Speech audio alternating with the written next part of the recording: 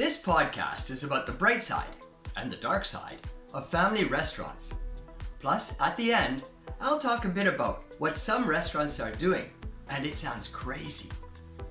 Thanks for joining me today on the Les Paris podcast, episode 295. And for today's extensive English listening topic, I'm going to talk about family restaurants. Family restaurants are either looked down upon or they're looked up at, depending on who you are and what your position in life is. The bright side. For instance, kids love family restaurants. It's their chance to go out to a restaurant and eat yummy food. It's exciting and special for them.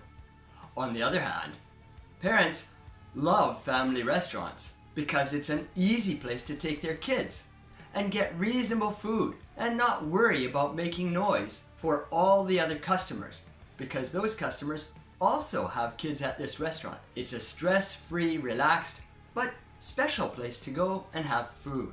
The dark side. On the other hand, if you don't have kids, there's a pretty high chance that you don't want to go to a family restaurant. After all, who wants to have a nice dinner while somebody else inflicts their children on you? Kids sometimes have no manners, and sometimes the parents are worse because they let their kids run free.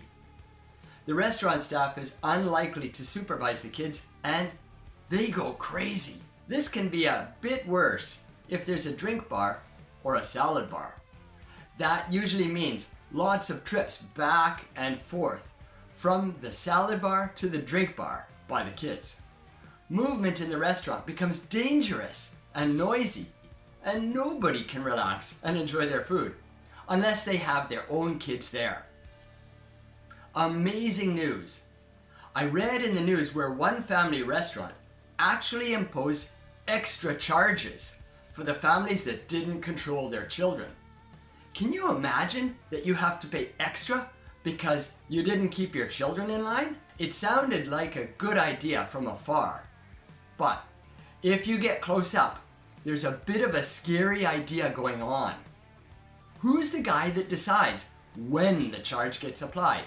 And what's their standard? Maybe they're draconian, I hate children types, and they charge everyone. Or they've got some strange idea of what's right and wrong, and it just so happens to agree or disagree with your or my idea. So now we go to a restaurant and we get charged for something that we think is perfectly reasonable.